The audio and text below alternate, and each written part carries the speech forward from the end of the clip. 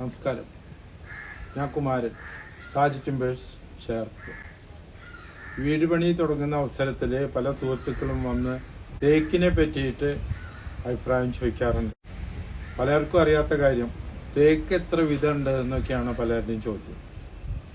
തേക്ക് വാസ്തവത്തിൽ 3 തരത്തിലാണ് തേക്ക് നമ്മുടെ ഇവിടെ കിട്ടുന്നത്. 3 തരത്തിലുള്ള തേക്ക് നമുക്ക് നാട്ടിൻപുറത്ത് കിട്ടും. അതായത്, ഒന്ന് ഫോറസ്റ്റിൽ നിന്ന് മുറിച്ച് സർക്കാർ ലേലം ചെയ്തു കൊണ്ടുവരുന്ന തേക്ക്, മറ്റൊന്ന് നമ്മുടെ നാട്ടിൻപുറങ്ങളിൽ പറമ്പുകളിലും കൈവശ ഭൂമികളിലുമൊക്കെ മുറിച്ചു കൊണ്ടുവരുന്ന തേക്ക്, മൂന്നാമത് ഇമ്പോർട്ട് തേക്ക്, വിദേശ രാജ്യങ്ങളിൽ നിന്ന്, ബർമയിൽ നിന്നോ ആഫ്രിക്കൻ കൺട്രീസിൽ നിന്നൊക്കെ കൊണ്ടുവരുന്ന തേക്ക്. അത് കാഴ്ചയിൽ തന്നെ തിരിച്ചറിയാൻ പറ്റും. 2-3 വ്യത്യാസങ്ങളുണ്ട്. കാഴ്ചയിൽ തന്നെ ഫോറസ്റ്റ് തേക്ക് എന്താന്ന് വെച്ചാൽ, ഒരു തടി ഇപ്പോൾ ഒരു 20 അടി നീളമുള്ള ഒരു തടി കഷ്ണമാണെങ്കിൽ അതിന്റെ നടുവിൽ 1 അടിയോളം നീളത്തിൽ അതിന്റെ ബാർക്ക് തൊലി വെട്ടിക്കളഞ്ഞിട്ടുണ്ടാവും. അവിടെയാണ് അതിന്റെ വണ്ണം പിടിക്കുക. മാത്രമല്ല, അതിന്റെ കടഭാഗത്തും തലഭാഗത്തും ഉളി കൊണ്ട് കുത്തിയ നമ്പറുകളുണ്ടാവും. പ്ലാന്റേഷന്റെ നമ്പർ ഉണ്ടാവും, ഡെപ്പോയിലെ നമ്പർ ഉണ്ടാവും, ലോട്ട് നമ്പർ ഉണ്ടാവും. 3-4 ഉളി നമ്പറും പെയിന്റും കൊണ്ടുള്ള നമ്പറുകളും ഫോറസ്റ്റ് തേക്ക് തിരിച്ചറിയാനുള്ള ഒരു മാർഗമാണ്. അതേസമയത്ത് ഈ പ്രൈവറ്റ് തേക്കില്, പ്ലാന്റേഷൻ തേക്ക് എന്ന് പറയുന്ന പ്രൈവറ്റ് തേക്കിൽ ഇതൊന്നും ഉണ്ടാവില്ല. വല്ല പെയിന്റും കൊണ്ടോ ചോക്ക് കൊണ്ടോ കൊടുത്ത കച്ചവടക്കാർ കൊടുക്കുന്ന ഒരു നമ്പർ മാത്രമേ കാണുള്ളൂ. ഇത് മാത്രമല്ല, തിരിച്ചറിയാൻ മറ്റൊരു വ്യത്യാസം എന്ന് വെച്ചാൽ, ഫോറസ്റ്റ് തേക്ക് ഒരുപാട് പ്രായമായതുകൊണ്ടും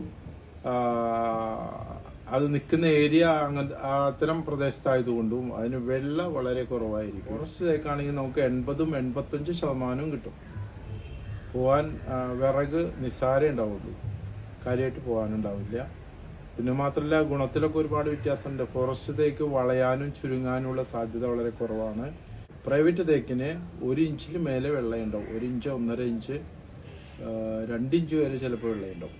നല്ല വളക്കൂറുള്ള മണ്ണിൽ നിൽക്കുന്ന പറമ്പിൽ നിന്ന് തേക്കാണെങ്കിൽ വെള്ളം വളരെ കൂടുതലായിരിക്കും.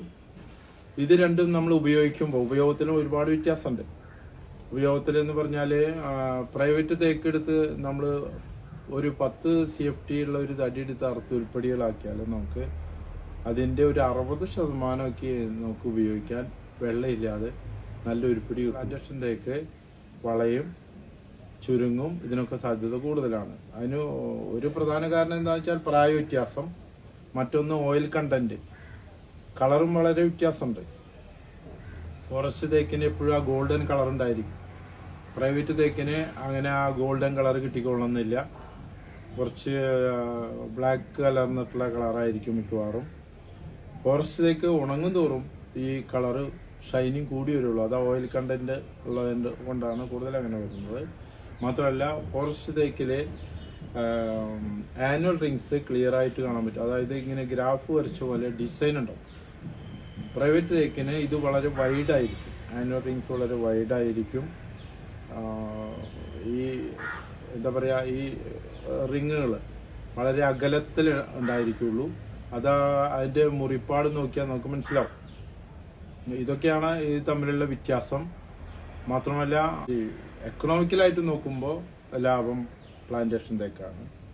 നമ്മൾ പണികളൊക്കെ അധികം ആൾക്കാർ നമ്മളിങ്ങനെ കോൺട്രാക്ട് കൊടുത്തൊക്കെ ചെയ്യിക്കുകയാണെങ്കിൽ നമുക്ക് തേക്കിന്റെ ഇത് അറിയാത്തതുകൊണ്ട് തേക്ക് എന്ന് മാത്രം ഒരു കോൺട്രാക്ട് പറഞ്ഞു കൊടുത്താൽ അവർ പരമാവധി പ്ലാന്റേഷൻ തേക്ക് ഉപയോഗിക്കുള്ളൂ.